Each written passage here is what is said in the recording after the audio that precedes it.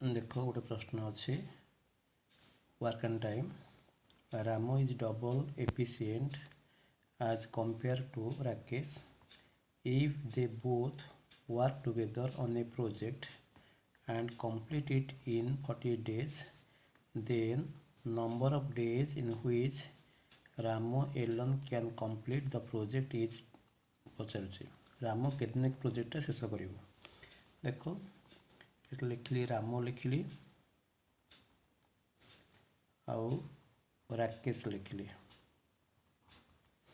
देख जदि राम दीटा काम करुचे गोटे दिन रे राकेश करुचे गोटे काम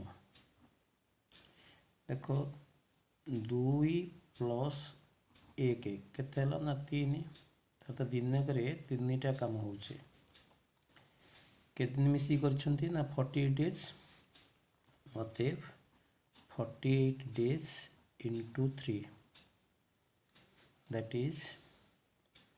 एतिकी काम होला देखो से कहिछि राम को केते दिन लागिवो अतएव